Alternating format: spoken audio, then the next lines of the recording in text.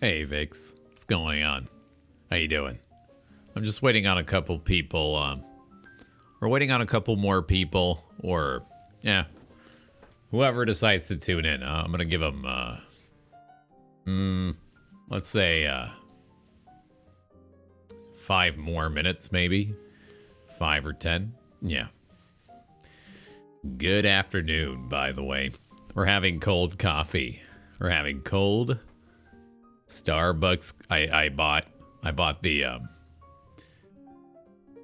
cold Starbucks coffee in the bottle, in the glass bottle that they sell in my supermarket, and then I added some vanilla almond milk. Yum.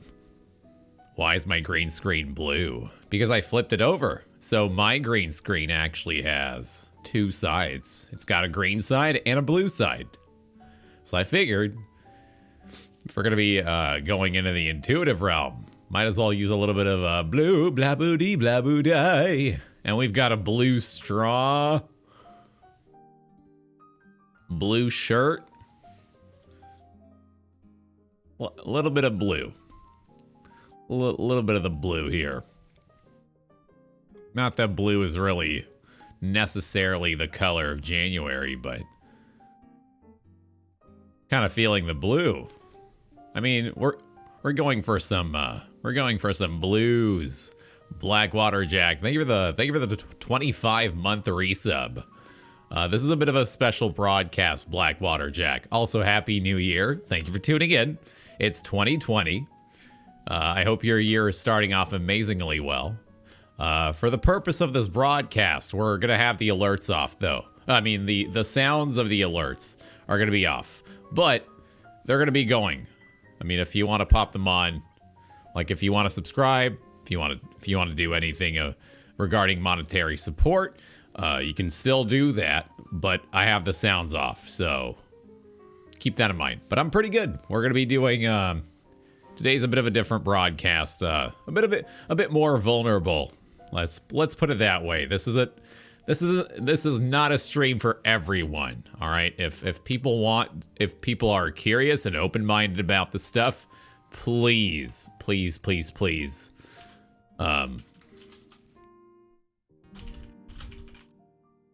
feel free to subscribe if you want to be a part of this. But just know that this is not anything that we usually do. So, it has nothing to do with video games, although we might briefly touch on video games. This is anything but video games that we're doing today.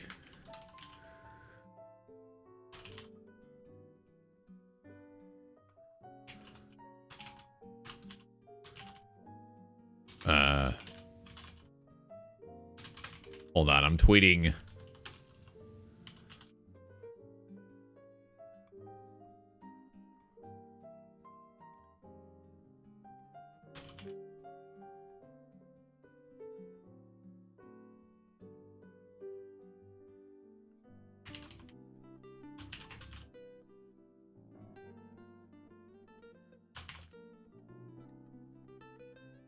How do I want to tweet this?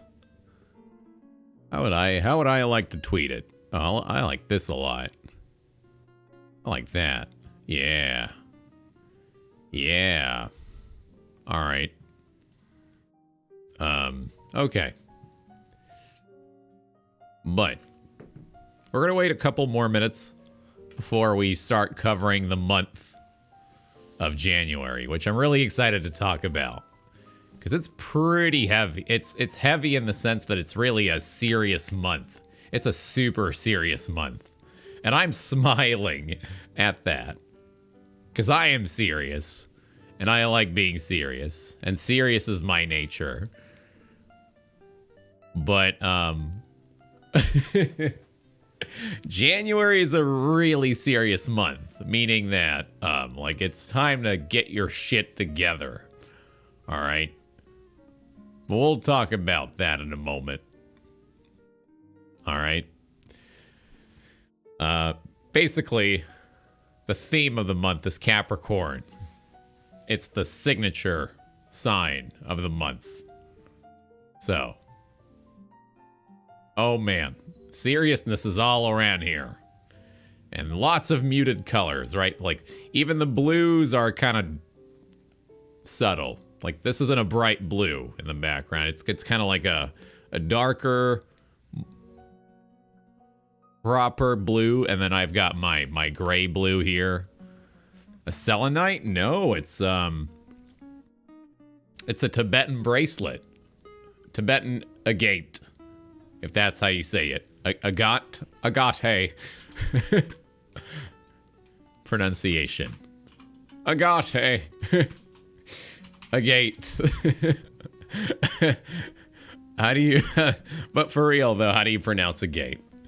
Agate? Agate? Agate. You actually said agate. Agate. Agate. Agate. Agate. Yeah, that's how he says it. All right. Very interesting. Bombers, hey, how you doing? Welcome to the first subscriber broadcast. Cheers. I raise my coffee to you. So if you're interested in anything that's not video games, we're focusing today on astrology, tarot, numerology. We're gonna be doing this stuff over here with the cards. All right, we're gonna be pulling 3 different cards, but first we'll cover the month and the different days of astrology and planetary placements. And we're also going to talk about an asteroid that I've recently learned about. Chariklo. Chariklo. The wife of Chiron. We'll talk about that.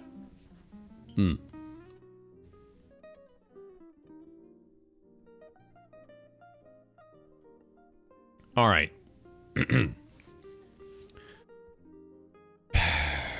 I think we're ready. I think we're kind of ready to start. No matter. I think we are ready to start. You're going to get into astrology and then you got into religion. Oh, really? Interesting. Very, very interesting.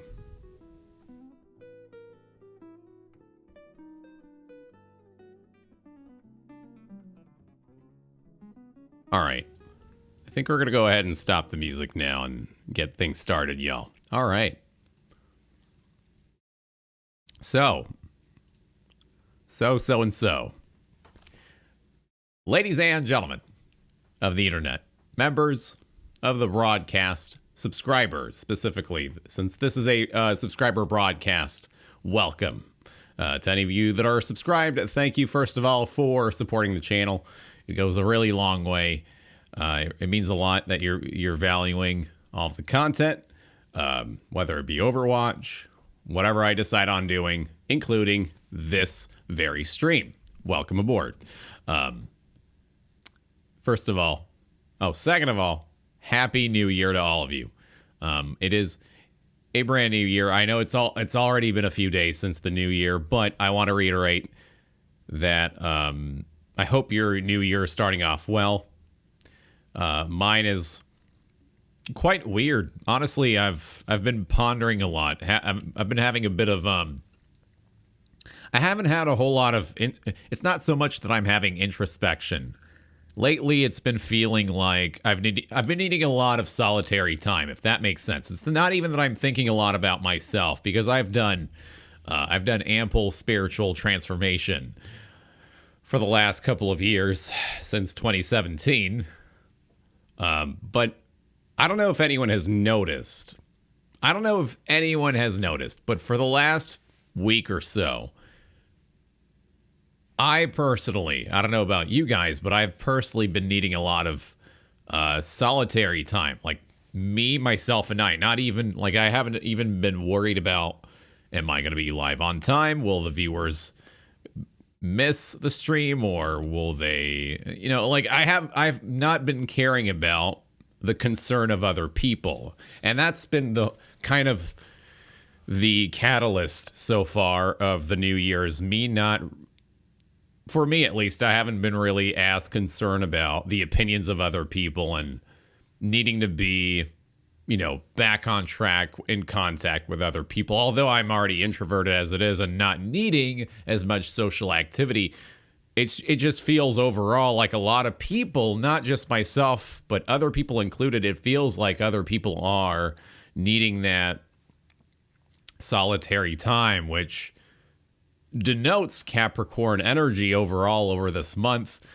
And Capricorn is a very much so, if people aren't on board with me, I'm going to keep climbing on my own and focusing on my career and my goals and my plans for the future. Capricorn can be solitary and be fine with it. And Capricorn energy is a very also cold. It can be kind of cold and harsh, and also it's a very practical sign, being one of the three earth signs of the zodiac: Taurus, Virgo, Capricorn. Capricorn is the sign of mastery. Out of those three, it is part of the last quadrant of the zodiac wheel, so it is one of the more illuminated signs, but on a more practical level. Whereas Pisces is a very spiritual being in the last of the zodiac, right? Pisces being in the realm of the ethereal and the really metaphysical and esoteric realm. Capricorn is the complete polar opposite of that, where it's spiritual, but in the practical realm, where Capricorn looks into the far future, sees its end goal, and works for the long term. Kind of like Taurus, but Taurus is a little bit more materialistic, whereas Capricorn is really more driven based on the experience, right? It's not so much about the material gain, it's about what you're gaining spiritually out of working on certain plans, projects, and goals, right? You build upon your achievements. So you're with Capricorn, you're always looking to go for a new achievement. You're always striving for a new goal in order to grow and evolve. So Capricorn never stops. It climbs a mountain and it keeps going further and further and further until it's at the very apex of that mountain. And it has mastered the purpose of life and its own growth as a human being. So Capricorn is always looking to become a better person than they were previously, right? So you're building upon your achievements. You're using that as your foundation, and you're not ending the journey. That's Capricorn. And you're always going and I mean, you might struggle and fail, and Capricorn knows that failure is part of the journey. And Capricorn as a symbol is a mountain goat with a fish tail. So it came out of the sea initially, and it was weak, but its weakness was also used as a strength for its own character. So it struggled to climb, but it still didn't stop. So that's Capricorn. The whole energy of Capricorn is it's going to be a long journey. It's going to be serious. It's going to be harsh. But that doesn't mean that doesn't mean you have to give up, and you won't. And you won't give up, because failure is part of the process of growth and success. People didn't build Rome within a single day. That's not how it worked. Maury, thank you for the follow, by the way. Welcome aboard. So we're into the new year, and I'm talking about Capricorn energy and this whole vibe of seriousness and needing solitary time. But the reason we're needing that solitary time is so that we can improve upon ourselves and stop focusing on other people. We're always comparing each other all day with social media and people, constantly taking selfies, comparing their success to other people's success. And that is self-sabotaging. In the long run, you don't want to compare yourself to other people. And the whole period of 2017 and 2019 has been very tumultuous and very enlightening too for a lot of people. People have been coming to a lot of realizations, and they've been learning about their bad habits and their self-ruining patterns, behavioral patterns, where all this focus on social media. Hey, Sparkwick. How's it going? Welcome aboard. We're having a bit of a special broadcast talking about astrology. We're focusing on the month of January, Emperor Septim. Welcome back as well. Again, very, very, very serious month overall. As I was saying, 2017 to 2019 has been a very difficult year in the spiritual sense, where people have been coming to really harsh realizations about how they've been looking at their own self-worth, which is why we're seeing a transition of Uranus into Taurus. Uranus, the planet of change, heading into Taurus, the planet symbolizing self-worth, right? I have. What do you value yourself upon, right? And with this whole Capricorn energy going on right out of the gate as of the year of 2020, we're learning that our self-worth can only be built upon our drive, our will to grow from our previous version, right? Capricorn is ruled by Saturn. Saturn being the planet of time, change, planet of time, history, permanence, boundaries, right? Saturn is the archetypal father of the zodiac wheel, whereas the moon is the archetypal mother. But the Saturn is the sort of the grandparent who will sit down with you and tell you, hey, you got to be responsible with your money.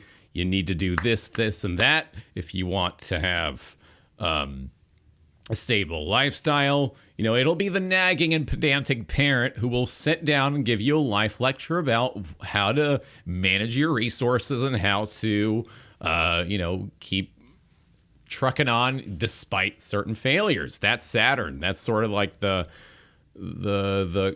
guy with the whip who will put you in the right place and who will tell you what's allowed and what's not allowed. You know, Saturn is also the planet of law and duty. So we now have a whole stellium right now. We have a stellium is when a lot of planets are in a particular zodiac sign. And right now we have an overabundance of planets that are placed in Capricorn. Capricorn, Earth sign, cardinal sign. Cardinal signs are signs that are usually the types of people that initiate and are spontaneous. They go forward, right? They don't get distracted by too many details. Rather, they go on one path and they go forward and they don't stop even when shit fails. So Aries, Capricorn, Libra are all Cancer, Capricorn, Libra, and Aries are the 4 cardinal signs of the zodiac. So they are usually the type of signs in which you'll find behavior that is, directed. They know what they want. They're sort of like the leaders in their environment, whether it be in a career or in a group setting. Usually Aries people, Cancer, Capricorn, and Libras are the people that bring the people together. They sort of like, have a bit of a more domineering energy. And they're very straightforward. But Capricorn is especially straightforward, but also on a practical sense where Capricorn will let you know what it is that you need to do, and it'll give you a reality check of what you actually need to get your shit together on in order to improve upon your current life circumstances. So the new year is starting off, and it doesn't quite, a lot of people have been saying this, it didn't quite feel like Christmas for a lot of people. Myself included. My neighborhood has been sort of devoid of Christmas decorations. It's been, like I said, it's a very serious start of the year. The end of December, right, is when Capricorn energy sort of started, because usually a zodiac sign starts around the 20th or the 21st anyway. So on the third week of December is when we had the Capricorn season start. So that's when people usually have their birthday if they're a Capricorn, between the 20-something and the 21st of January. So then we're going to be heading into Aquarius later this month. But for now, especially now, right, near end of December up until, 4th week of January, we've got a lot of, like I said, Capricorn energy. Very serious vibe. Very sort of like, wake up. It isn't time to celebrate, actually. There's been a lot of shit going on in the world and in your life as well, so it ain't exactly time to celebrate. I mean, you can celebrate Christmas, right? It's a tradition. It is a tradition. But unfortunately, this Christmas, I don't know if you guys have noticed, it has not been feeling like Christmas at all. And for a whole week and a half or 2 weeks, it hasn't been snowing at all. And it actually snowed on the day that we did our Overwatch marathon. It was completely devoid of snow for a whole week and a half, like I just said. It was kind of bleak, very gray. The asphalt and the cement. It's all that grayness also represents Capricorn. Capricorn sort of rules the color gray and obsidian. Anything that is sort of like stone colored. That's Capricorn. Capricorn represents ancient times and archaeology, anything that is of ancient era, right? Stone, cement, all of that. That's solid, but also very old structures that have lasted for a long time, since centuries or decades and whatnot. So that's very Capricorn, as well as the whole weather being kind of lacking wonder and very sort of real and astute and harsh is it's very Capricorn like. But it doesn't mean that it's a bad thing at all. In fact, it's more so a grounding energy. It's sort of bringing you back to the real world, right? Because we're always fantasizing about, oh man, we could have a better lifestyle, and we're constantly fixated on Instagram and social media and kind of looking at people that we seem are in better situations and circumstances than us. We're always fantasizing about, oh, we could go on this vacation to the beach, or I could be on a retreat, on a beautiful nature retreat, or I could have 3 cars right now and this and that and a whole mansion, and I don't want to be living in this crummy neighborhood anymore. But Capricorn is, like I said, it's part of the last quadrant of the spiritual signs, but it's Capricorn is a very spiritual sign, but in a practical sense, where it'll tell you, hey, life can be better if you look at your own life and see what you're objectively doing wrong and where you could improve, and stop focusing on other people, because they are never going to be you and you are never going to be them, and your journey is unique, right? That also represents Capricorn, and Saturn is fate. The way life was fated to be for you, and your karma and your pain is only yours alone, and only you can fix it and kind of unchain yourself from your own self-imposed boundaries. So blaming other people, self-pity, all of that is the last thing you would want to lean on, because Capricorn teaches you that you are accountable and responsible for your own actions and reactions and feelings. At the end of the day, not even your mother or your father is going to hold your hand at every single damn moment. You are going to hold yourself back up.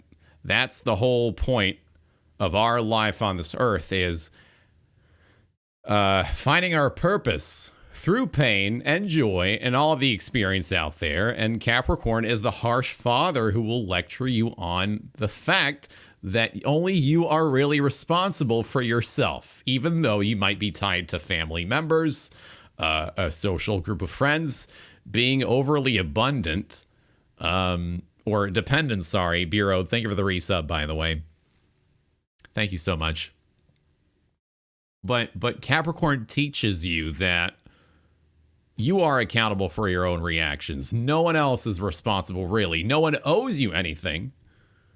But 2017 to 2019 has been a very, very kind of absurd period of time where a lot of people have been acting in a very entitled way, thinking that the world owes everything to them, when in fact, the universe and the world never owes the individual anything. We owe ourselves our own happiness and inner grounded being.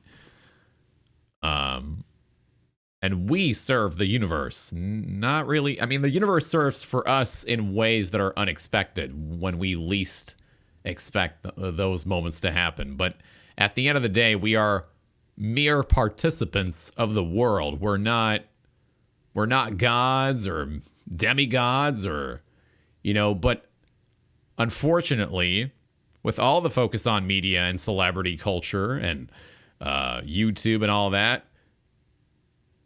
ego is on the rise, and people are feeling elevated, but in a low vibrational way, where they think they are worth more than the average Joe or their neighbor, when in fact we're all equal beings. It just so happens that you might be more famous because you're more known, but that doesn't mean that you are better than someone else, or that you're more deserving of a human right or some kind of a reward than like I said, your neighbor.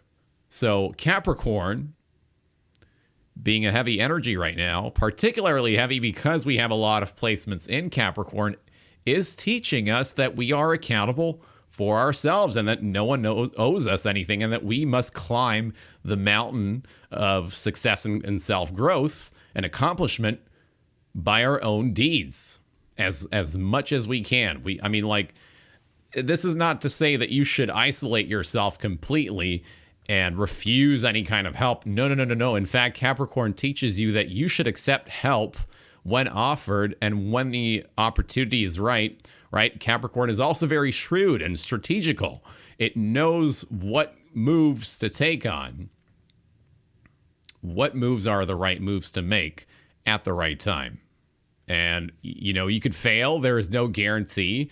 But Capricorn knows that failure is inevitable. And that doesn't mean you can't pick back yourself up to climb the next mountain and the next rock of difficulty, the next obstacle of life. So, like I said, lots of planets in Capricorn. Let's actually go over all of the planets that are in the sign of Capricorn. All right. So, like I said earlier, we have a stellium of Capricorn, meaning there are a lot of planets. So the majority of the planets in our solar system are placed into the sign of Capricorn, one of the very last signs of the 12 zodiac wheel. And this actually has not happened. This stellium, this grouping of planets in Capricorn, has not happened since the year 1285. So 735 years ago, in the Middle Age, I think, is when there was a stellium in Capricorn like this. So this isn't just an underwhelming year. This isn't 2019 part 2. I mean, just because Christmas didn't feel like Christmas, or this year might be kind of starting off in a bit of a weird way, doesn't mean that it's not an important year. In fact, it's more important than every celebratory new year that we've had. It's important in the fact that it's actually difficult for the greater good of human evolution. So we have a lot of focus on achieving new goals, new plans, striving for, using our pain and our story to actually become a more elevated being. So we're upgrading ourselves. And not only on a personal level, we're upgrading on a global level. And there's a lot of truth that's going to be coming out politically, economically, maybe even in the video game world. There's going to be more light upon greedy corporations and capitalism and gross capitalism. And in the food industry, maybe we'll see some truth about how animals are being treated.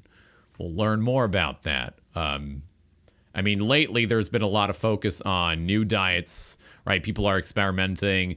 There's been talks about drinking out of straws, right? Using reusable straws. You're seeing less plastic bags overall. We're going to be evolving on a global scale.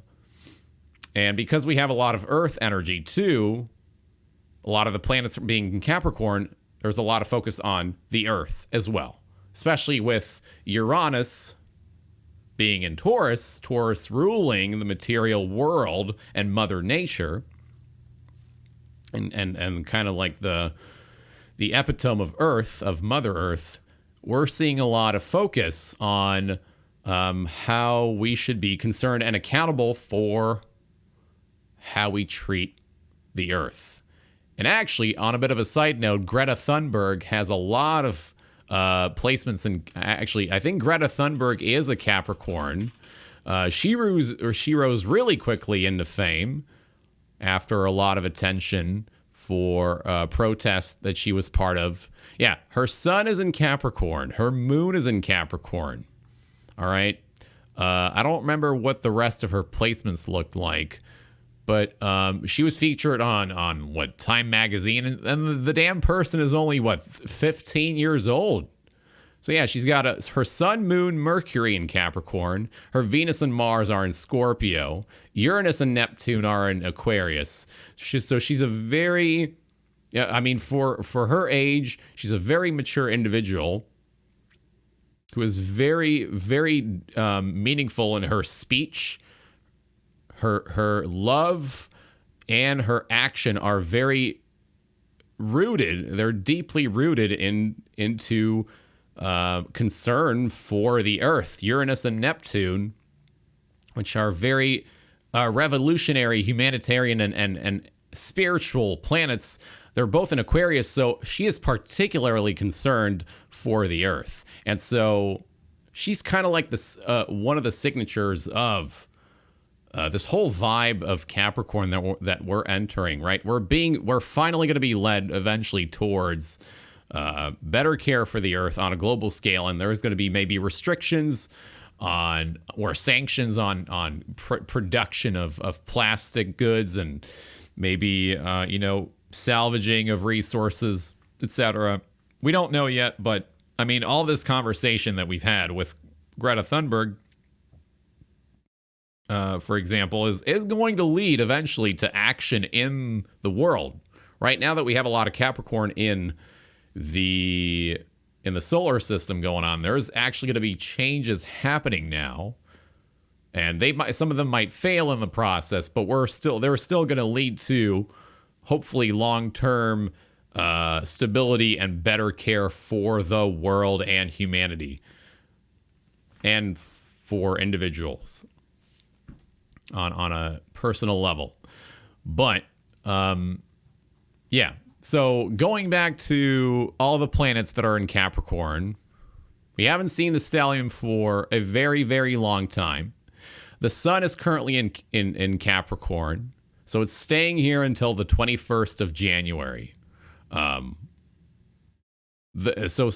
anyone that is wondering, the sun is basically the overall energy, and generally speaking, a lot of people know their zodiac signs based on their sun, right? The sun is the sign that people refer themselves to. So, for example, if I were to say that I'm a Taurus, then that would mean that my sun sign is in Taurus, right? That's how people generally describe themselves if they know the basic information on astrology. However, you could go for a birth chart. You could actually go for a detailed diagram and see which planet falls on which zodiac sign. So every planet could fall on a different zodiac sign. So for example, like I said, I'm a Taurus, so my sun is in Taurus.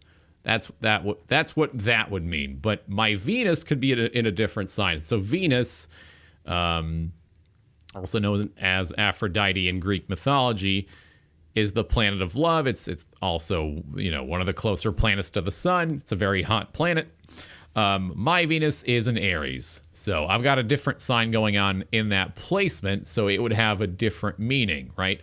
The sun generally signifies the ego, the identity, right? The identity of the person, what kind of impression they make onto the world, whereas the moon is more so the person that you really are on the inside when you're by yourself or with the family and close friends of yours, right? It's the you that people don't get to normally see, right? It's kind of like the shadow side. And also weaknesses are also found within the moon, sort of your bad habits and the parts of you that you don't really like but you accept as part of your personality. Whereas the sun is more your joyous disposition and sort of like the general feeling that you get out of a person when you first meet him. But so the sun right now is in Capricorn, so that's the overall energy. Mercury right now is in Capricorn, so there is a lot of communications going on, focused on goals, achievements. People are talking out plans, talking about, communicating a lot at work. Wanting to get some extra hours maybe at work. Mercury in Capricorn is actually a really good time for all of you that are listening. If you want to write down some goals, some plans for the month, if you want to commit to something, write it down on paper so that you can remember to do it, right? So I actually made myself a full list of things of plans and goals that I want to commit to. Like, let's say I want to work out 5 times a week. Well, I wrote that down. That's Mercury in Capricorn. Or I want to brush my teeth 3 times a day instead of 2 times a day. I'll write that down as well. So that's Mercury in Capricorn, as well as writing down what you're committing to and not just thinking about it. Mercury, although it is of the thinking realm, it's also of the speeching, the speech activity. It's part of talking and thinking and communicating it, typing it out, right? It's not just all up in there, but you actually have to write it down so that you can remind yourself to do it. So Mercury in Capricorn is especially helpful in getting those plans done. And actually, for anyone involved in journalism, anyone involved in anything involving writing, speech, having like I don't know, if you're going to have a public talk with people for your field of work, then Mercury in Capricorn is especially, what's the word? Ostentatious? Favorable? It's a very favorable placement. And you will be impressing people with your professionalism with this placement. Moving on, we have Venus right now. Okay, so, sorry. Jupiter is in Capricorn at the moment. Jupiter, for anyone wanting to know, is a planet of growth, expansion. It's ruled by the god Zeus, who is known as the god of gods, right? The lightning bolt, kind of the all-father, right? There's the ancient father, Saturn, the ruler of Capricorn, but then there's Jupiter. Jupiter is the sort of like the wise, kind of like the wiser father, who's more, who's kinder, kind of warm, and expansive and all-encompassing. That's Jupiter. So Jupiter right now is also in Capricorn. It actually entered on December 3rd. So about a month ago, early in December, is when Jupiter entered Capricorn. And it stays here. So it's actually going to stay in Jupiter up until December 20th of 2020. So it'll transit out of the sign will not be in Jupiter once we get closer to 2021. And notice how you have the number December 20 of 2020. Quite a synchronized number there. So that has some kind of significance, right? So Jupiter in Capricorn is a very interesting placement because it's actually learning us. It's actually reeling us back into reality, because Jupiter has a bit of a tendency to always want to strive for the next big thing and to expand their lives. But Capricorn actually is very healthy for Jupiter in the sense that it's actually grounding you back into realizing that you can't really be sort of going too fast with new adventures and new experiences. You need to be steady, one thing at a time. That's Capricorn energy, is take one step at a time. Do your routine. You can try new hobbies and whatnot if you'd like, but don't get too far ahead as to think that you're going to make big strides right off the bat. Jupiter in Capricorn is a very nice energy because it actually balances out the expansion of Jupiter, which can be a little bit underwhelming for some people. So it's actually teaching us to be a little bit more patient with what we want to achieve when we have Jupiter in Capricorn. So it's going to be here for a whole year. This whole year, 2020, is all about stability, building. So 2 + 2 is 4. 2 + 2, if you think about numerology, the year 2020 is not only is it like a pair number, it is a very stable number. So 2 and 2 is 4. And in numerology, 4 is the life path of building. It's building up, building for not the immediate future, but for the long, long future. So this year is going to be particularly difficult, but in a good way, where if you put in the work, if you are dutiful, if you are organized, if you commit to your new spiritual self, not only committing to the goals on a material level, but if you commit to being a better person, and to upgrading yourself on a soul level, if you commit to that, then you will reap the gains. You will basically manifest a better set of life circumstances.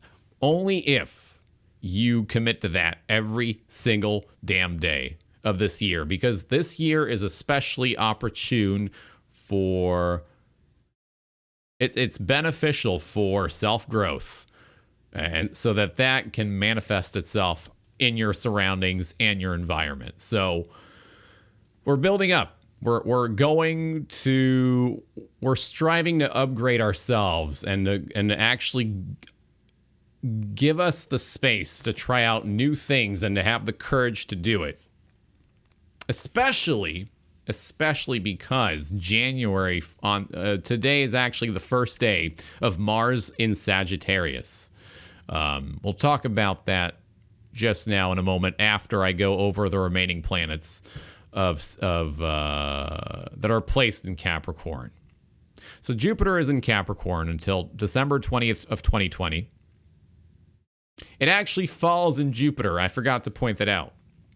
So when a sign falls in a planet, it means that it's actually going to experience radical change. And it's difficult, but it's also the most beneficial type of growth is when you're actually falling from your old version and your old habits and learning a new type of modality in your personality. So Capricorn, while it falls in Jupiter, is going to be extremely beneficial if you use that energy right. If you know how to ground yourself and to not look too far ahead. Fantasy is great. You can dream whatever you want to dream, but at the end of the day, you need to be grounded back into reality so that you can actually move out of your realm of fantasy and get shit going on a physical level.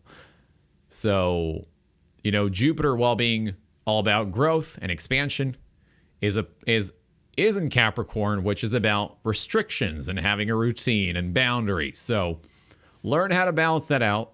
Allow yourself to have, expansive goals, but don't get too far up in your head to the point where you're forgetting and disconnected with the real world. So keep that in mind. Saturn. So Saturn, the ruler of Capricorn, is currently in Capricorn and entered on December 19th of 2017. I should point that out. 2017 to 2019 has been a particularly difficult period for the collective, for me and a lot of people and the world. It is undeniable. All right. Some people might have benefited or maybe they've been sitting idle and comfortable, but maybe they were also undeserving of that space, and we don't know. But what I do feel generally is that the last 3 years were absolutely tumultuous and heartbreaking and very restrictive in a sense. But Saturn in Capricorn is especially restrictive, and it is in its native station until March 21st of 2020. So come to the month of March. March is going to be a very important month for a lot of people. It's going to be a very vibrant, positive month. And it's actually going to be happening in the season of Aries. And Aries is the first of the zodiac. So we're going to be kind of stepping back into a season of renewal and sort of feeling reborn and going back to the self. But Saturn in Capricorn staying right now, and it's been staying here for a little while. And it will be here until March 21st of this year. So right now is not the time to shirk your responsibilities and to sort of blame other people, to shift blame, to make other people feel responsible for your pain and your difficulties. Yes, other people could be responsible for your life. But at the end of the day, time is time. Time changes. You eventually become an adult or a teenager or whatever. You know, you grow. You always change. Time isn't stagnant. We're not always in a stasis, right? Although time might seem very slow, every day is a new day. And so Saturn in Capricorn is especially a harsh energy where it's actually looking at our face and going, hey, you're not done yet. You can't settle down yet. You got to keep working. You got to, you know, do A, B, C, D, E, F, G. You got to take on all of these steps if you want to assure long-term happiness instead of, you know, sort of forgetting about your responsibilities and then wasting your resources on short-term happiness like alcohol, drugs, and shit that doesn't really matter, right? It's about fighting and working for long-term happiness. And Saturn in Capricorn also teaches us that the life lessons that we're currently still undertaking are not yet done. We still have a lot of spiritual work to do, right? This is sort of like karma happening for us right now. This is a karmic phase of our life that is meant to happen for our greater good. Although it, you know, might be painful, it is ultimately serving our greater good so that we can emerge out of that phase into a sort of very embodied feeling of, I know who I am. I've gone through a lot of deep shit. I know what my pain is. My story is my story alone, and I'm not going to let my past take me down. If anything, I'm going to use my past to climb on it as a stepping stone for my growth as an individual and a soul being on this plane, on this earth, right? And then finally, Pluto is also in Capricorn. So Pluto entered Capricorn on November 26th of 2008. And it's actually going to be staying here for a couple more years up until January 21st, 2024. Pluto is a very generational planet. So a lot of people who do their birth charts will share the same zodiac sign in Pluto. So for example, I am of the, I'm a millennial, all right? I was born on 93, and I happen to have Pluto in Scorpio. Pluto is the ruler of Scorpio, and that is particularly important for me, and I can see how that reflects in my behavior because I've always been sort of a little bit too damn... I've been very, very hard on myself and very difficult and sort of... I think a lot about life, and I'm very deeply rooted in my principles. And Pluto also is usually... Pluto and Scorpio is fascinated about anything relating to death, the afterlife, birth. Sex is also kind of esoteric, right? It can be like either a very sacred thing, sort of. Sex is sacred for Pluto and Scorpio.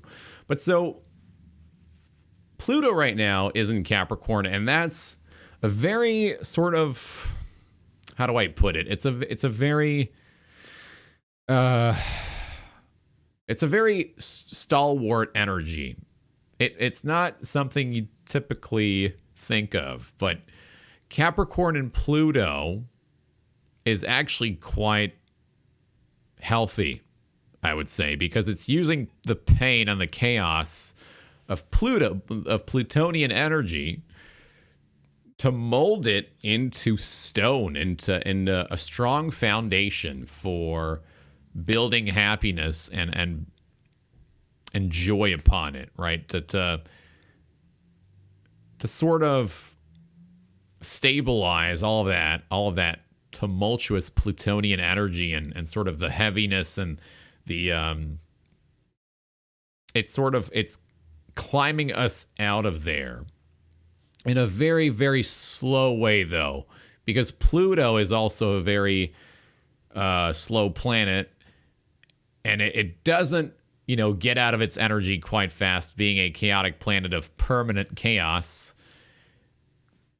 Coupled with Capricorn, it's sort of a gradual process that we're having to go through ever since 2008. It's sort of like life is difficult, but it will not always be difficult. That's what Pluto and Capricorn is we're gradually climbing out of difficult times in our lives to step into bliss beyond 2024, which is when Pluto will step out of Capricorn. And when Pluto is going to be in Aries, there's going to be a lot of intense energy within the self-being, the ego, and the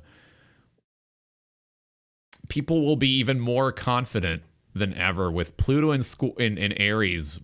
Later in the future, we're going to see a lot more, how do I put it? Stalwart energy that is, driven and unstoppable.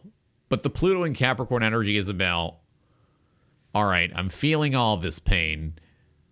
I understand what is happening. I acknowledge all of this, and I use this as sort of like a motivator to keep going forward and to actually embrace.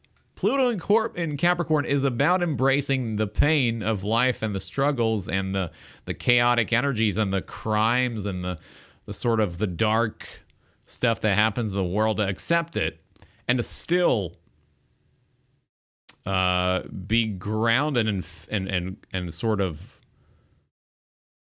growing out of that, and to learn how to sort of navigate that realm, the reality that is happening. So it's a very, very good energy that we're currently in. And on that note, on the 16th of January, we're going to have an exact conjunction of Saturn with Pluto, I believe, at 23 degrees of Capricorn on the 16th of January. So that'll be a very important day for the globe and for maybe a few people, but there might be some important events, karmic events happening at the middle, right in the middle of the month on the 16th. So watch out for that day. There might be some light coming up, like some truth about manipulation, corruption, wherever it might be placed in the world.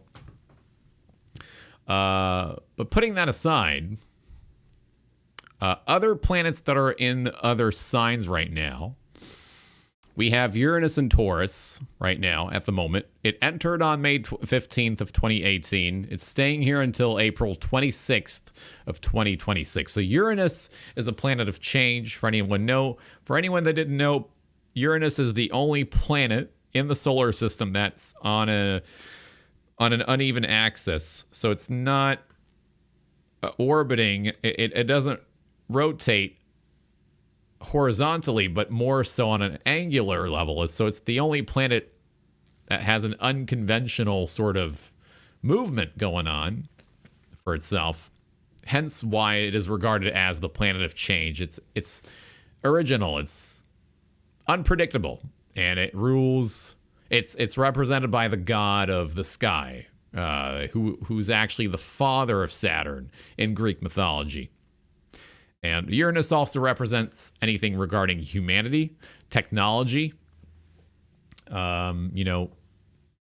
Detachment is also the key theme of Uranus. So Uranus being in the zodiac sign of Taurus is a very, very difficult. It's especially difficult for Taurus because Taurus falls into Uranus, right? Taurus is about comfort, stasis, permanence, bliss, right? Taurus is a very feminine energy. It doesn't want to move. It wants to receive. It just wants to stay put. It's fixed.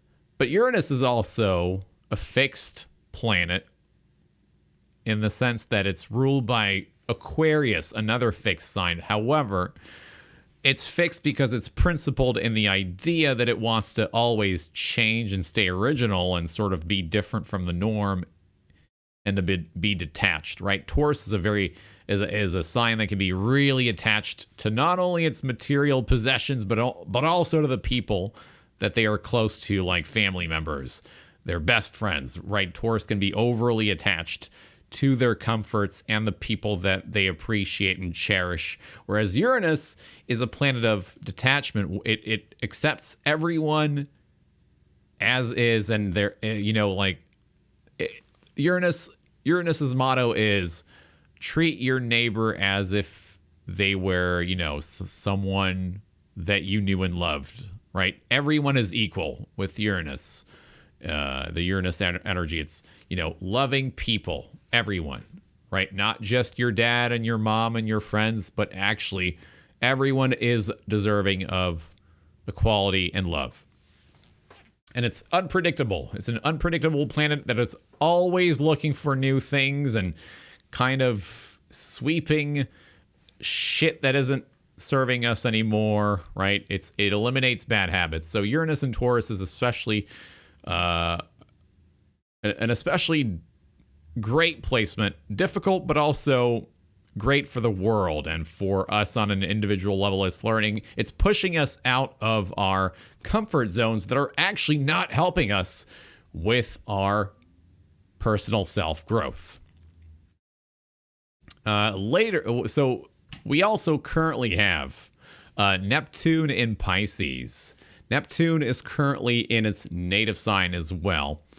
For anyone interested, Neptune is the planet of imagination, illusion, anything to do with spirituality, the esoteric. Neptune is about the dreaminess of the human spirit. It's about the unknown, anything that is out of our world. That is Neptune, is creativity at a very, very far-reaching level. Like, it's a very illuminated planet, and it being in its native sign is actually really good for us because it's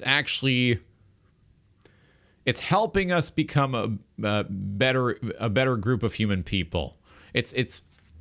While we have a lot of heavy energy in Capricorn, Neptune in Pisces is perfect for allowing us to imagine what our better selves could become and what our better life state could be. And it allows us to dream of great things and to actually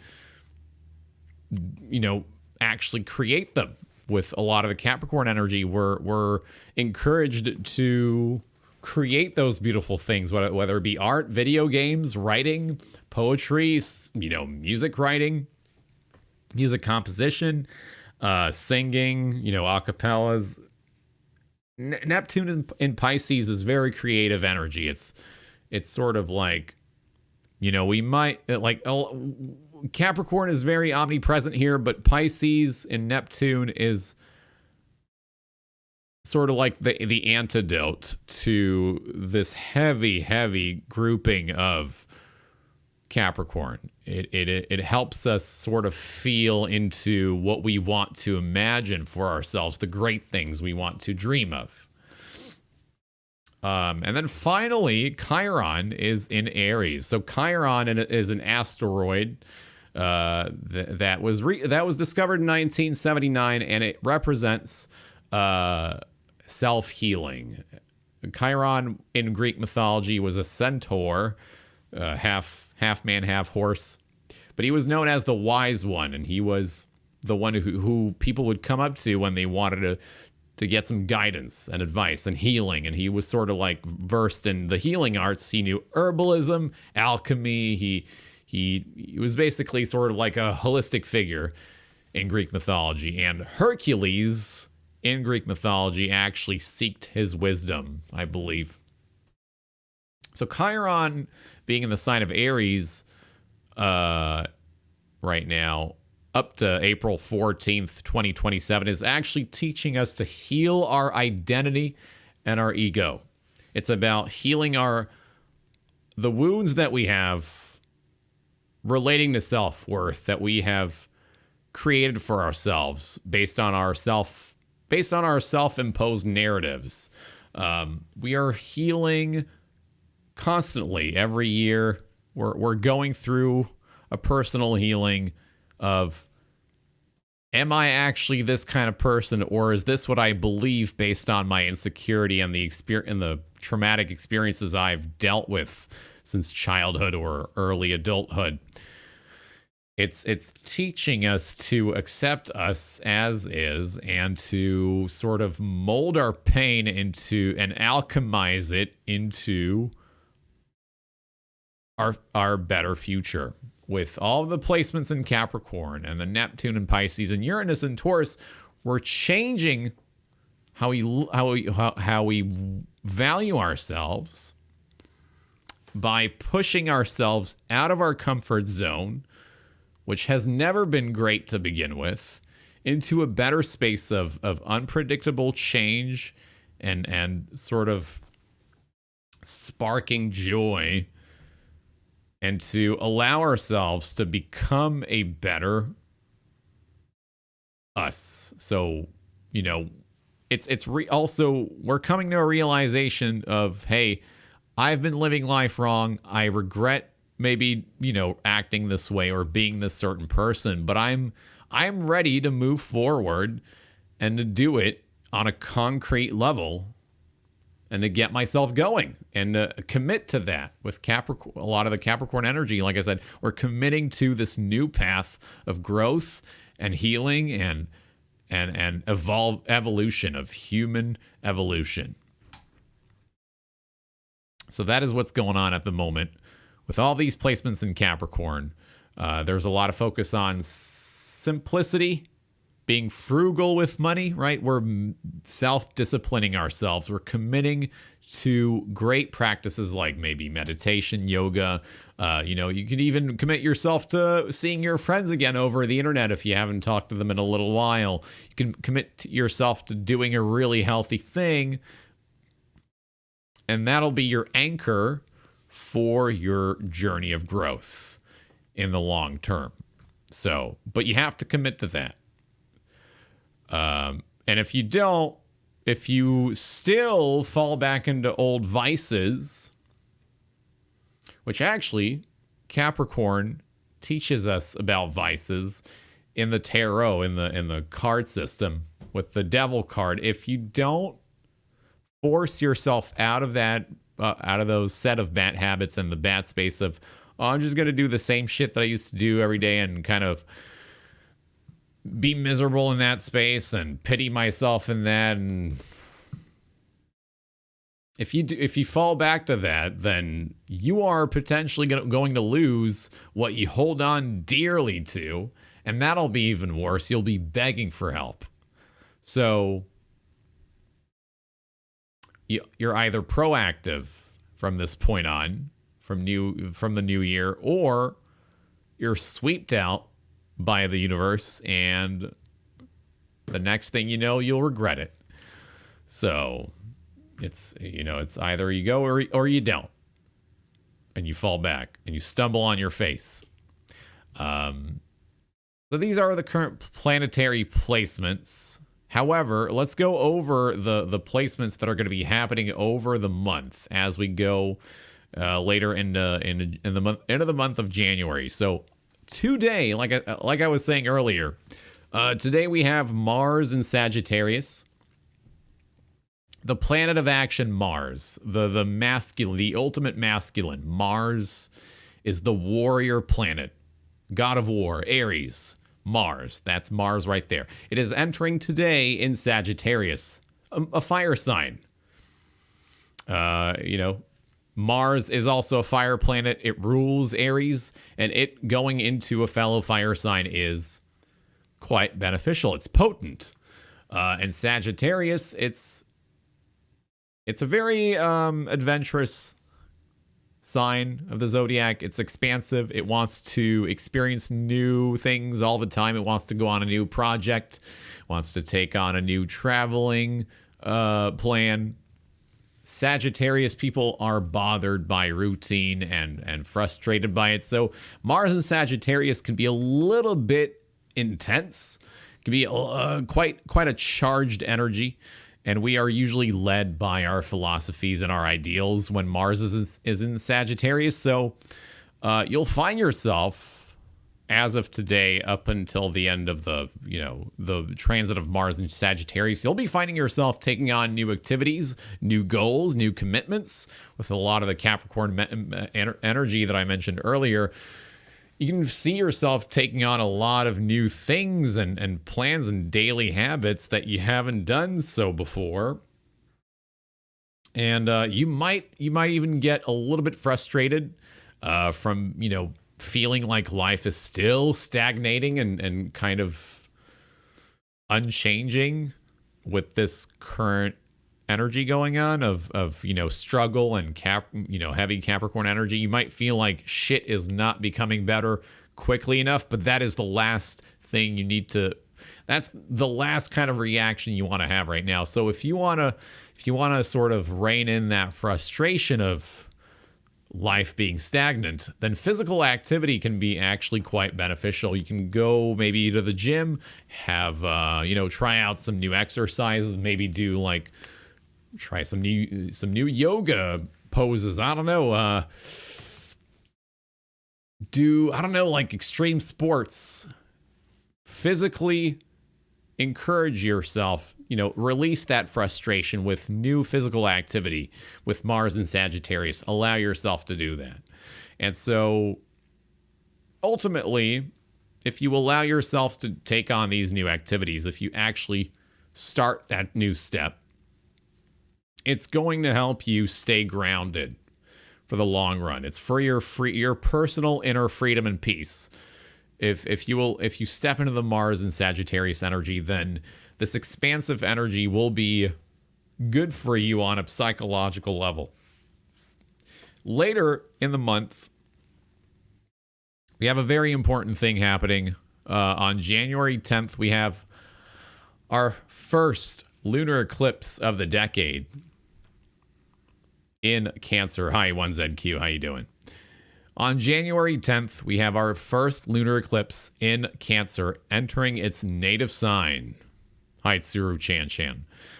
So this is a very emotionally charged day.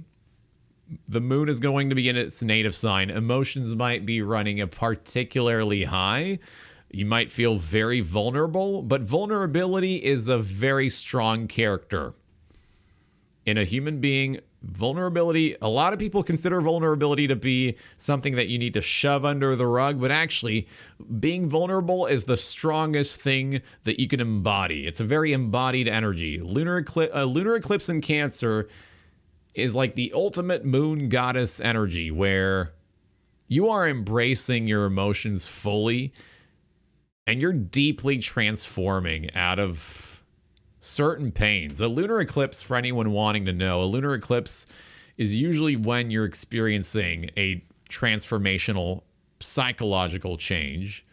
When you're, there was a culmination happening and you're letting go of certain feelings and resentments and emotional traumas that you don't want to hold on to anymore. So this lunar eclipse is actually going to be, it's going to be quite sort of like climatic. It's a very poignant lunar eclipse because it'll push us into the Uranus into Taurus direct motion on the next day. So while a new moon is about initiating new feelings and new starts of life, a lunar eclipse is about letting go, shedding old past hurts and feelings that don't serve us anymore. So it's a very, how do I put it? You're going to be releasing a lot on this lunar eclipse, and it'll be very strong for your self identity because it's happening on the 10th, and the number 10 is about completion. And we're on the first month, so 1 and 10, it's almost 11. A number of mastery, and you'll be coming out of this lunar eclipse back to your strong self. But this lunar eclipse is going to be good for you to actually feel what you've been repressing and to say goodbye to it one more time, and then make space for new productive emotions. So, don't be afraid of this lunar eclipse. I know some of you might be saying, I'm not looking forward to that one. But actually, don't be afraid of it. Embrace it. Accept your pain. Accept the things that you are feeling. Let them course through you. Because they're not going to stay around forever anyway. Because if you think about it, the moon in Cancer is feeling through the emotions like tidal waves. Cancer being a cardinal energy, it doesn't stay in an emotion forever like Scorpio. Cancer feels every single emotion on the very surface of the water, right? It's feeling it completely and then moving on to the next feeling.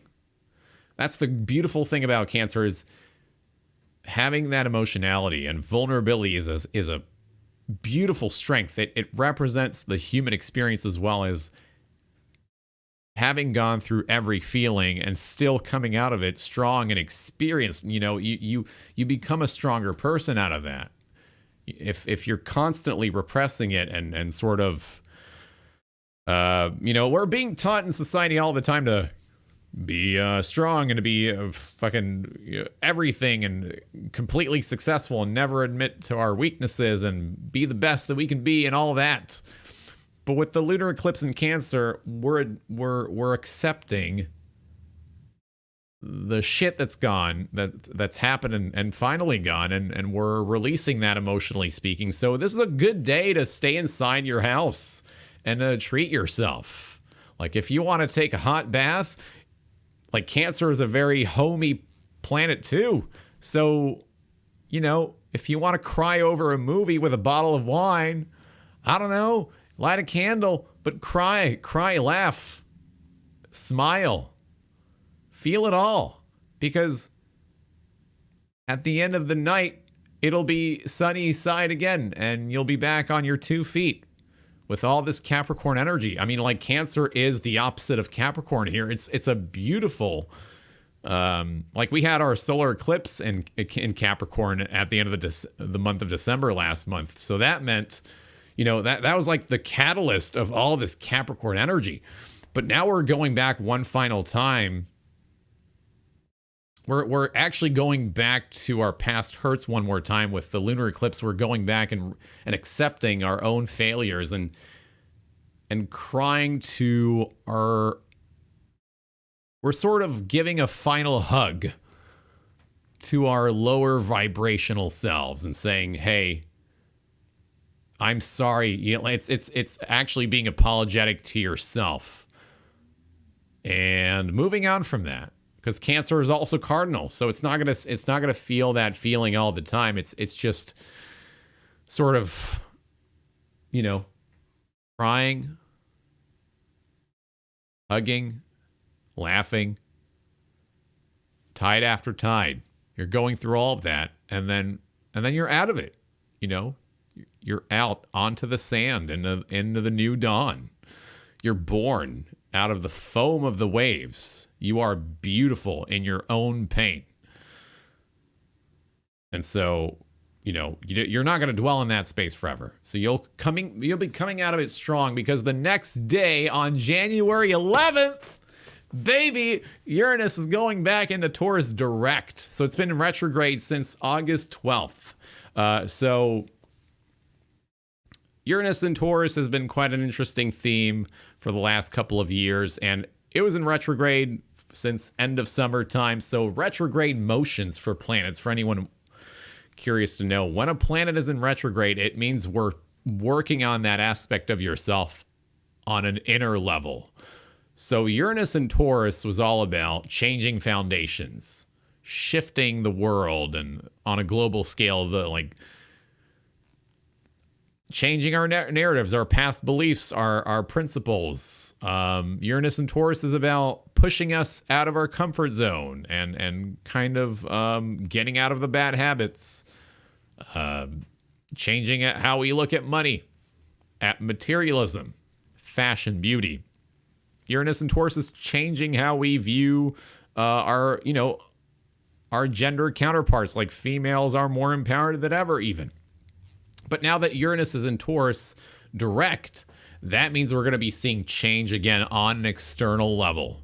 So there's been a lot of change on a very spiritual and ego-based level when Uranus was in retrograde in Taurus. So meaning a lot of people were changing their mentalities and how they believed certain things and how they build their own narratives for their lives. And now that we've gone through all of the spiritual change with Uranus and Taurus and all the sort of like the humanitarian purpose of life, after finding that out, we are now ready to allow that change to manifest itself as external change into the real world. And so this is happening, like I said, on January 11th, the day after the lunar eclipse in Cancer. And it's on the 11th. All right, 11, the first of the year, the first month of the year on the 11th. So this is a very particularly important number because the number 11 denotes that we are on the right track.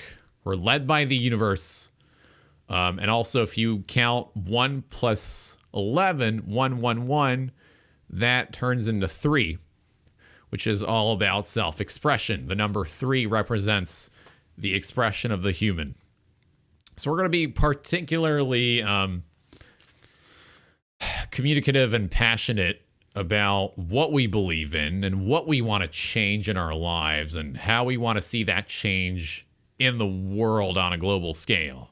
So we're going to be seeing more change again on the physical level when it comes to, your body. You're going to be working out more, maybe.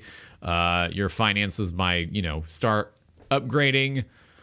The environment might be looking better, like Mother Nature will be back again. I mean, we didn't have snow for a little while. We'll see some more snow. It'll be back, baby. And then, this is really, really good energy because Uranus in Taurus direct will be staying for a while. I don't know when it's going to have its next retrograde, but it won't happen for a long time. So, yeah, once the lunar eclipse is done in Cancer, we'll be in Uranus and Taurus direct. And then on the 14th, wait for it, while we had a lot of this Capricorn energy, while we have a lot of this serious vibe going on the 14th, Venus is heading into Pisces. Pisces, as you all know, is exalted in Venus. Beautiful, beautiful stuff to have during this serious month because this allows us to imagine, to dream. Despite, the harsh reality of life, we are allowed to revel in creative spaces, right? This is sort of like coming out of harsh waters with the lunar eclipse in Cancer to step into a new dawn that is beautiful. And Venus in Pisces is about having hope for love and to allow yourself to love others unconditionally, don't worry about getting the same level of love, right? If they reciprocate, that's great. If they don't, well, then move on. Well, it's not the end of the world. But Venus in Pisces is a beautiful energy. It sees life as a beautiful prism of colors. Despite how hard life might be, it is almost a utopian kind of love. And we'll have, I think during that time, creativity is going to be on the rise again. And it'll be far more meaningful. So look forward to Venus in Pisces. Currently, Venus is in Aquarius, so we're still being a little bit more detached. with our personal relationships and in love and friendships. We're still being open to new love with Venus and Aquarius at the moment, and we're kind of experimenting on a creative level, whether it be art, music, etc. But when Venus will be in Pisces, that's when we're going to start feeling more sort of dreamy about our work and what we love, and sort of delve into that space and immerse ourselves in unconditional love. So look forward to that. Later during the month, we have Mercury entering Aquarius. So it's currently in Capricorn. We're setting down our goals, but once we have Mercury in Aquarius, we're going to have a lot of great conversations. More interesting conversations and debates are going to be happening. More people are going to be gathering together with Mercury and Aquarius. Aquarius is actually also exalted in Mercury. So we have some really good planetary placements going on. Like I said, despite the Capricorn heavy energy going on, it's actually pushing us onto the right track. So Mercury and Aquarius is going to help us, have more. We're going to be able to develop new relationships with people and to sort of broaden our circle of acquaintances.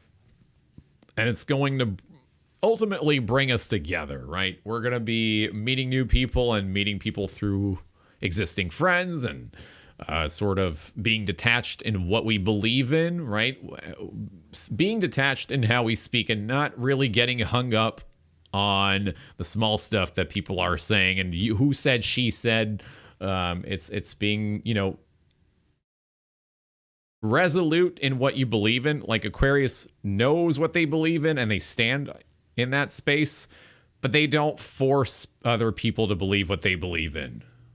And they'll just, move on from one topic to another and kind of allow for intelligent conversation to happen. And I really like that energy. Definitely looking forward to that.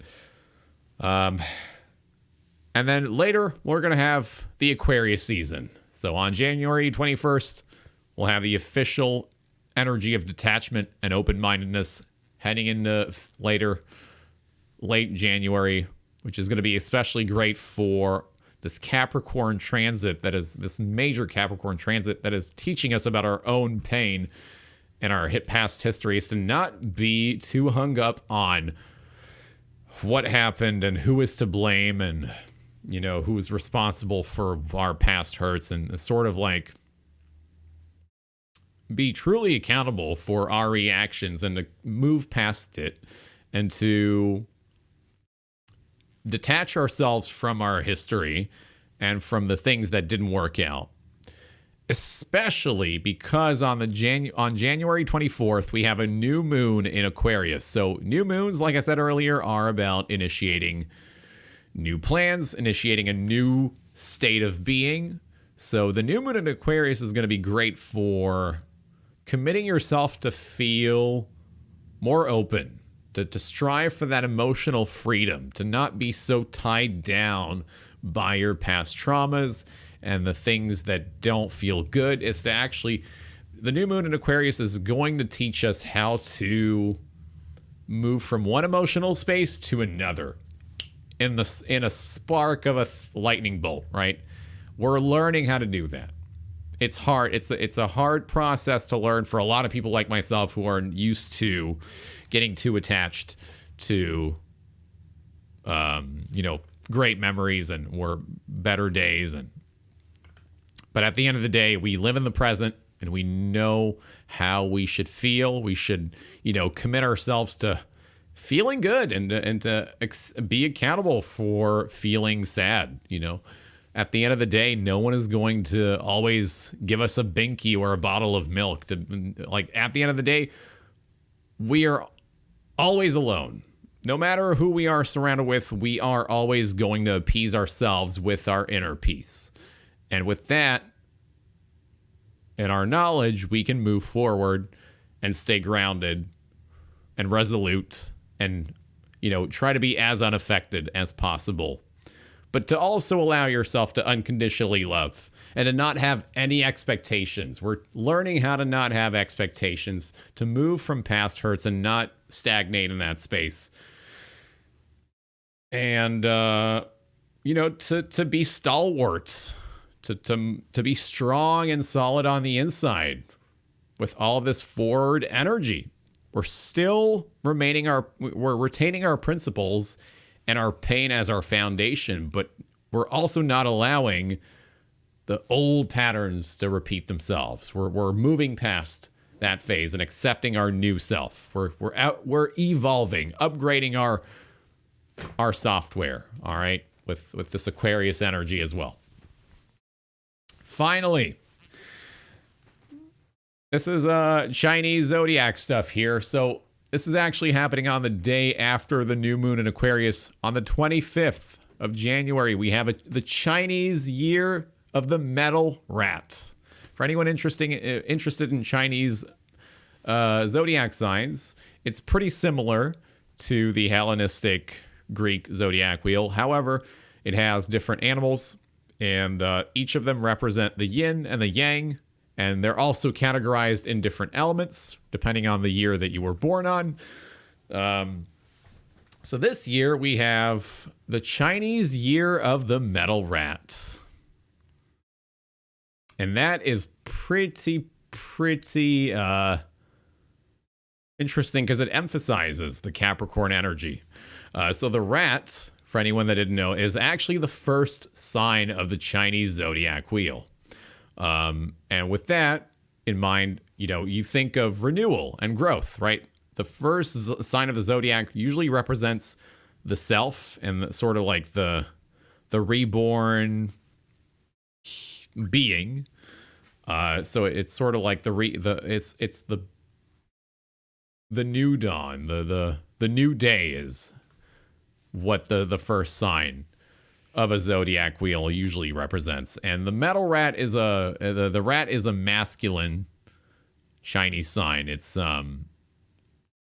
shrewd, strategic. When you think of a rat, if you put it in a labyrinth with a piece of cheese at the end of that, it'll usually go for the right paths within that labyrinth. So when you think of that symbolism, it usually symbolizes the fact that you can be quite shrewd and cunning in how you move through the world. And this year is going to be very important in making the right moves and to actually keep moving to the right paths that will ultimately lead you to reap the the rewards that you so much dream of.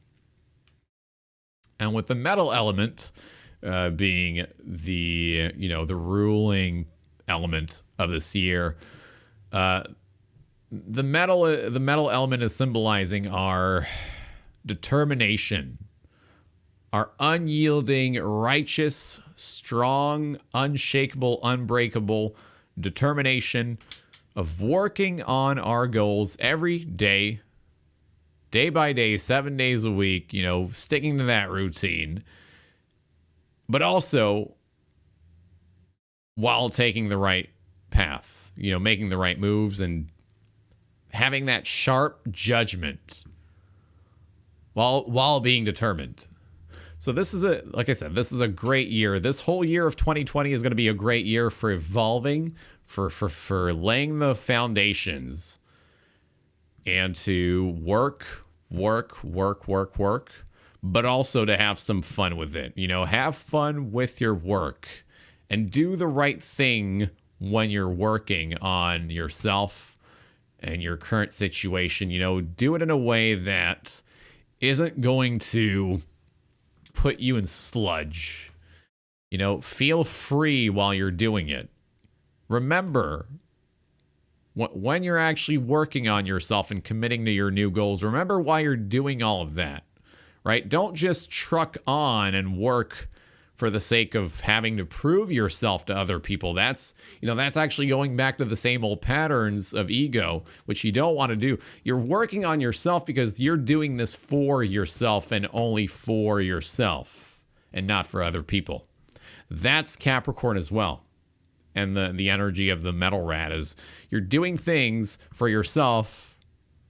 It's a little bit selfish in that sense, but I think also the problems with our past traumas is we were way too selfless in how we dealt with people and how we gave of our energy, and we did that with the expectation of getting the same level of reciprocation in return when that was never going to happen in the first place. Reciprocation happens naturally, but you can't control it, and the universe acts accordingly. It does what it wants. It is a little bit indifferent in that sense. So at the end of the day, we are accountable for our reactions and what we expect out of people. So the best way to deal with 2020, and especially this month, is to focus on your commitments. Do it only for yourself or for the people that you really love, and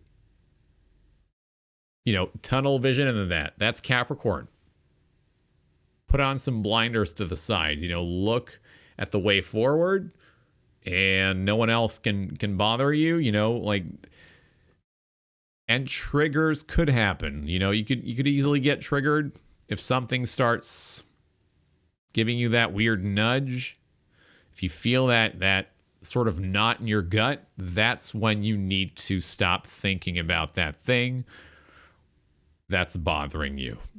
Move past it. So 2020 is a new year, and it doesn't quite feel celebratory a whole lot, but people are making a lot of spiritual realizations, and they're starting to build for the long, far future. So, but we have, like I said, we have some other pleasant placements. The lunar eclipse in Cancer, Venus in Pisces. And then, once we get out of that early emotional phase in the first half of the month, we're going to be moving into a more detached space. So we're feeling it all, but mostly we're going forward, whether we like it or not. There's a lot of forward movement. No matter how, exhausting or hard it might be, we're learning how to be responsible for our goals and, not fall back into bad habits. So that is the month of January. And last but not least, there's one more planet that I wanted to briefly touch on. And that is Chariklo, which is actually an asteroid, which I wanted to talk about earlier. But this is an asteroid that was recently discovered.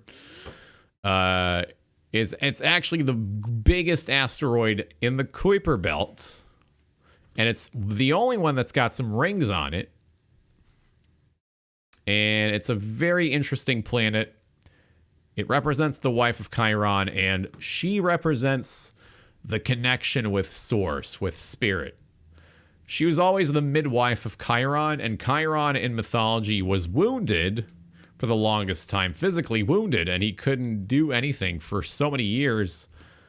And Chariklo was tending to him that entire time. And so she represents the midwife, the one who's processing the pain of their significant other, the one who holds stillness and holds space and is the witness of the journey.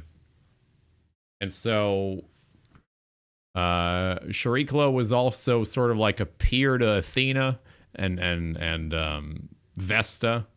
Two very, very strong female figures in Greek mythology. But Chariklo is about also that unshakable integrity, the graceful type of knowing of self, and she also represents a graceful way to enforce certain boundaries. And Chariklo, the reason I'm pointing her out is because she's actually in the sign of Capricorn as well, funnily enough. So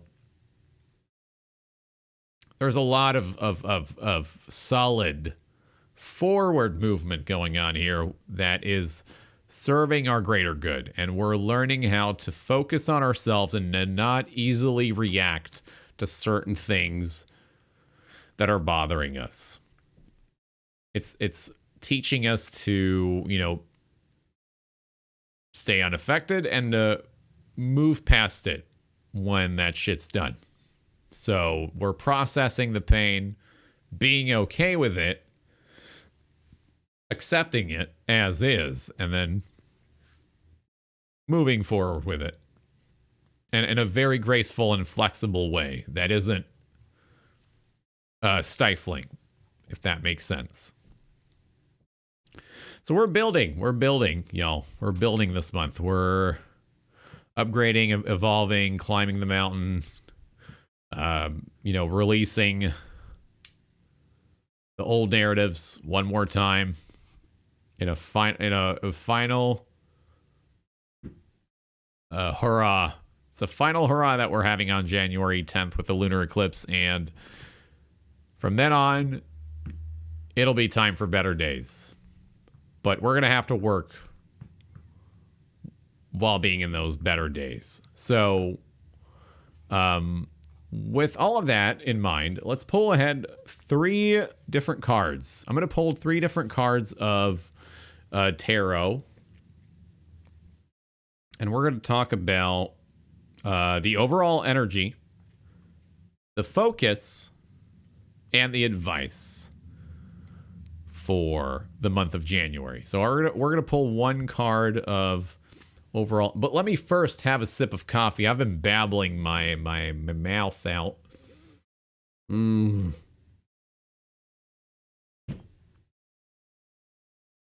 Thank you, Vix. I mean, that's what I wanted to strive for, is a profound analysis. I think I have a tendency to be a little bit too analytical, and when I can get hung up on the details a little bit. So I think the thing I have to work on is looking at the better picture when also doing this kind of stuff. Yeah. So overall energy.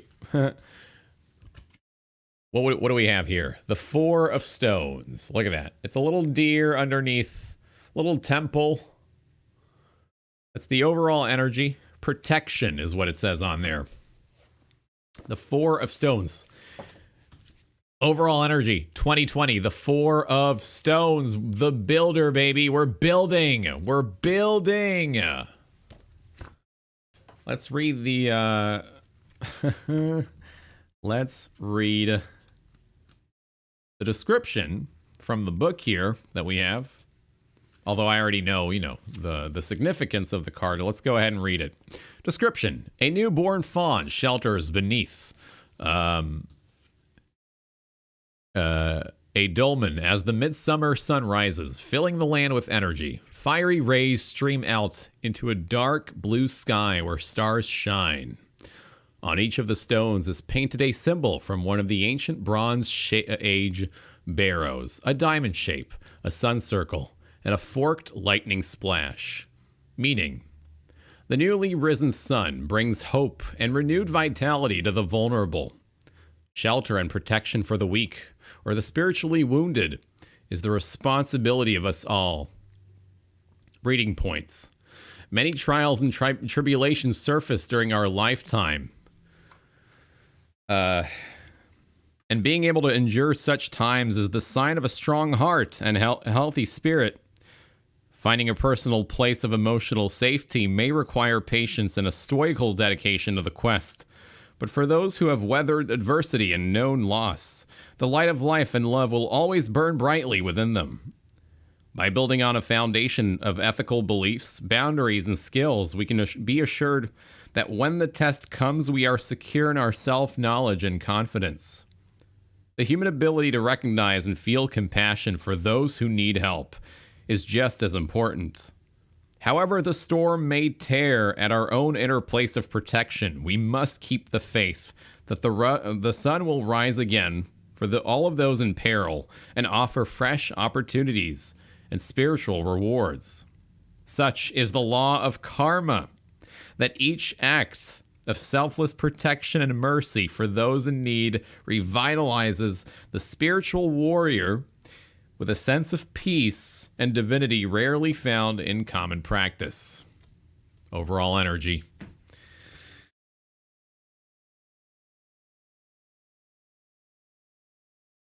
So, with that in mind, let's pull a card of focus. Let's pull, what do we need to focus on for this month? Dear Spirit, Sacred Universe, Mother Earth, what do we need to focus on this month, this difficult but strong month?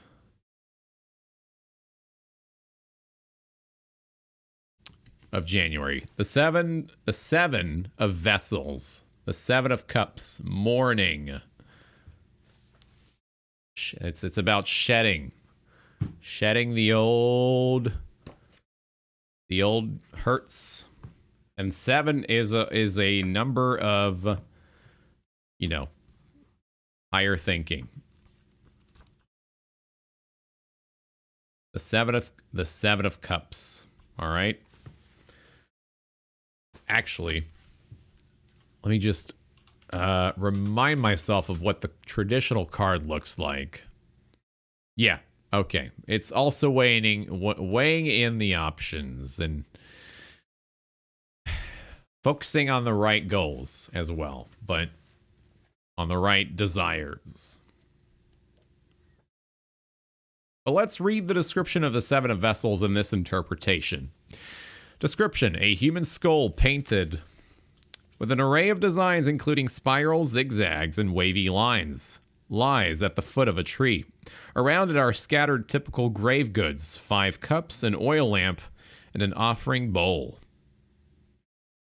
Meaning, this is a time to honor what is dead and mourn for what has gone. Learn the lessons of letting go by offering thanks for cherished memories and being at peace with the past. That's our focus for the month. Reading points. Mourning begins the process of recovery after failure or bereavement. This process may even be unconscious, for we often do not realize what things were significant to us until they are gone. Mourning serves to ritualize the process of being at peace with loss and honor the passing of what is important and significant in a personal relationship.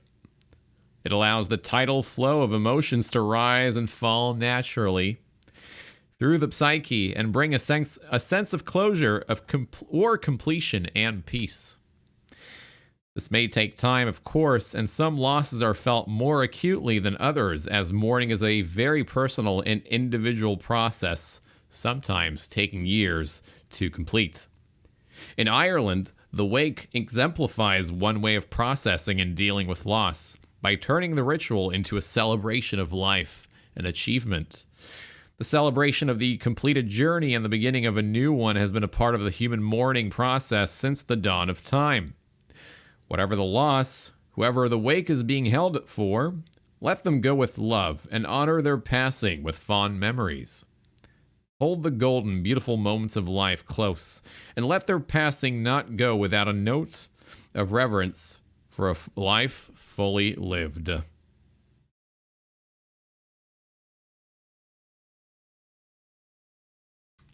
Beautiful. That's definitely the lunar eclipse. That's some lunar eclipse stuff right there. Very, very intense. Focus. That's our focus. Letting go. Mourning the past. And, saying your goodbye to it. And accept, being thankful for that journey. No matter how painful. So now let's pull one card of advice. So what is our advice for the month? How do we rein in all of that difficult past that we're mourning right now? Thank you for subscribing with your Twitch Prime, Useless Princess. I really appreciate it. Much appreciated. Ooh woo. A whoa, a whoa, a whoa.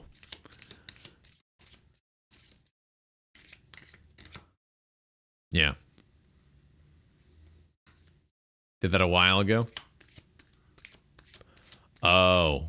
Oh, really? Okay. Well, thank you either way. Thank you for sharing that.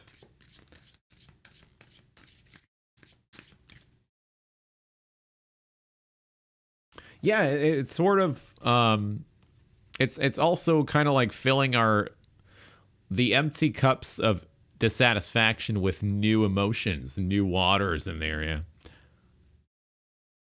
Because otherwise we're jaded and kind of dead on the inside. But if we fill the water again, if we fill those cups, those vessels with water, with new feelings of joy and creativity and dreaming, which we're going to be heading to with Venus and Pisces, we can make this month work for us. You know, being committed is one thing and having plans and all is great, but you need to also commit yourself to having fun. Yeah, I've got 2 cards here, actually. 2 cards of advice. The 9 of Vessels, Generosity, and the 8 of Bows, Hearthfire. Let's read those.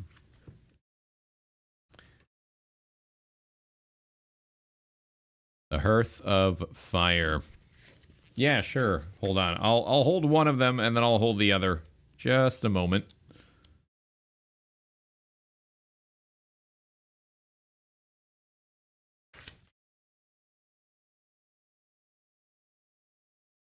The Hearth Fire. People gathering around a fire in the winter.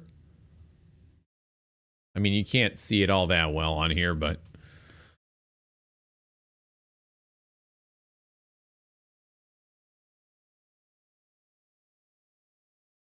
yeah, we're having our first subscriber stream useless. So let's read the description for the card, all right? Description: on the edge of a sparse winter forest camp, lit with the warm dancing flames of a large log fire, we see 8 figures gathered around a roaring hearth fire. The merry band raise goblets, shake hands, and laugh, bathing in the shared bond of fellowship and harmony created by the true loyalty of lifelong friends. Hey, Drenched, how you doing? Welcome back. Plaisir de te revoir. The meaning of the card: a hearth fire gives warmth and light in the deep midwinter. Warmth of life, love, and friendship are shared generously. There is a sincere desire for celebration, security, and harmony shared with companions and kindred spirits. This also leads to the attainment of innermost peace and the feelings of personal well-being and achievement. Hope. Reading points. Hope leads to the attainment of innermost dreams, desires, and security, fueling your soul with belief in yourself, your values, and natural justice. To commune with a close fellowship of friends and family, tested and loyal to a common moral code, belief, or way of life brings a blessing. A gathering of friends and family around a place of common emotional significance, symbolism, and safety is a powerful experience. It acknowledges the shared consciousness of the human spirit and the bonding experiences that evolve and grow with comrades and family, whether blood relatives or those that life has randomly thrown together. We celebrate the fact that we endure, survive, thrive, and grow with the support and companionship of our chosen tribe. It is a time to be thankful and to express and receive love. It is an emotional state of being that says, quote unquote, I revere the fire that forged these relationships, and I give thanks for the love that endures through life. The 8 of bows. Or the 8 of wands, rather, yeah. The other card that we got for advice. So, yeah, the first card of advice here that I got is, gather with the people that believe in what you believe in and gather around, doesn't matter if it's family or not, get together with the people that understand you. And, the people that they don't even have to share the same story as you do, but they just have to get you. And you get them naturally. It's all about that. See you later, useless. Take it easy. Thank you for the resub. So the other card we got is the 9 of Vessels. Generosity. It's a very illuminated Like the number 9 is all about elevated thinking as well. It's a very bright card here too. Let's read about that. So this is the second card of advice that came out for the month. If only I could find the page. Okay. Description. A crossed-legged figure sits with his arms spread as if in blessing. Energy flows from him in all directions, downwards into 3 vessels below him, upwards into 3 vessels above him, outwards into 2 vessels on either side of him. The 9th vessel sits in the hollow formed by his legs. It glows with light and energy rising from the base chakra. Meaning, nature's open-hearted spiritual cauldron has a welcome for those who approach the waters of knowledge with compassion. They are blessed with regeneration. Reading points. It can be easy to forget when we reach the pinnacle of our prowess, power, and security that life is cyclical, and what we enjoy during the times of plenty are the products of previous toil and effort. Just like the wise farmer, we must manage good fortune by planting seeds for the future and by helping those facing hard times. This generosity will always come back to you 1,000-fold if it is gifted with selfless goodwill and a common humanity. To recognize and acknowledge that you are merely a conduit for this abundant, enriching blessing, and to let it flow through you and into others' lives, allows you good fortune to circulate and your positive momentum to carry others with you. By freely giving of your time, support, and energy, the blessing of the divine surrounds you. In the cyclical and material world, such things may seem to have little value, but those who have experienced the process in their own lives understand that, in the words of Theodore Rubin, quote unquote, kindness is more important than wisdom, and the recognition of this is the beginning of wisdom.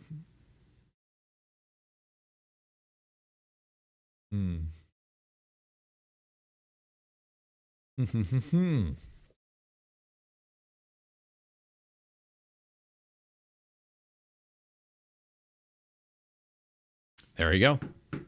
Those are your pieces of advice.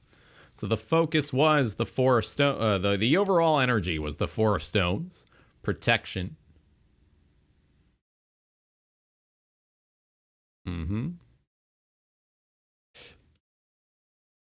7 of vessels, the morning, is the focus. And then the advice for navigating January is the 8 of bows and the 9 of vessels.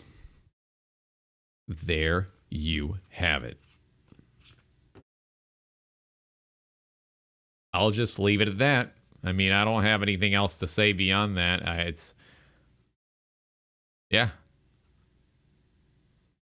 It's a pretty, I would say the 9 of vessels here is a very freeing energy. And paired with the 8 of bows, it's just very, very bright, very luminous kind of energy where, yeah, the guy is floating, yeah.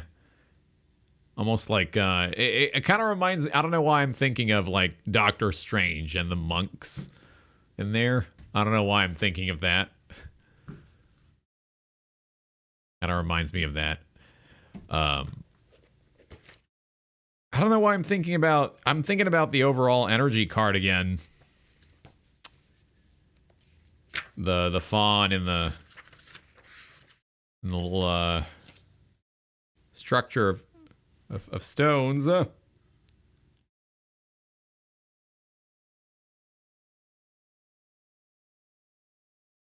Yeah. Anyway. So, to have a bit of a recap, for the month of January. Lots of planets in Capricorn. We're going to have a lunar eclipse in Cancer. We're releasing, letting go of old past hurts one final time it's a climax and a deep transformational change. We're choosing to feel better for ourselves with all the Capricorn placements. We're being accountable for how we feel, and we're moving towards better states of feeling. Mars in Sagittarius allows us to expand our adventurous side and to actually try out new things. And paired with the Venus and Pisces placement, we're allowing ourselves to try out new creative ventures and to be a little bit more creative in let's say our physical activities, and to also be able to dream, but also to also be detached with that imagination. With Mercury in Aquarius later on, we're free flowing. We're free flowing in our thinking, our speech, and how we communicate. But it's all done with unconditional love for what we love talking about and thinking about. And as we move from the Capricorn season into Aquarius season, it's going to be even better. The Chinese year is starting as well on the 25th. The new moon will be in Aquarius. You know, we're going to be able to move forward and to commit ourselves to our goals, but with nice airness, sort of lightweightness. So look forward to that. Yeah, and just sit in this, you know, if there's anything triggering you out there, if there's something that you're not liking about a certain someone, and if there are certain patterns happening again, consciously notice what you're doing and how you're feeling about that, and then actually consciously choose to not feel that way anymore. You know, realize what you're doing and then shift that attitude. You have to commit to upgrading yourself. So I'll leave it at that. I'm going to go. This has been a very fun broadcast. I honestly really liked this. We're going to maybe do another one next month. Probably another one next month. So look forward to that. I'll be back later today. So I'm going to probably go to the store right now because I gotta get a couple things. And also our toilet is clogged. Oh, God. Hopefully the lunar eclipse in Cancer will declog it. Like the tide. I do have a plunger. I spent like 2 hours trying to declog that shit. And it's still, I don't know. Maybe I'll get something at the store that will unclog that shit. Maybe that's actually what my mom asked. Maybe the coffee grounds that we're pouring down there are, I don't know. The funny thing. It's like she has intuitive powers regarding water clogs. I don't know. Anyway. Thank you guys so much for being a part of this astrological forecast of the month of January. Really appreciate it. Thank you for your company. We'll be back later. I'll be back in about 2 hours or so for some Overwatch competitive. And yeah, we're going to get back to the, the old spiel here. So thank you. Thank you for being a part of this more personalized and vulnerable broadcast. So I hope everyone liked it, and I will see you all very, very soon. All right, for some comp Overwatch after I get back from the store. See you soon. Goodbye. Take it easy. Ta-ta. Bye.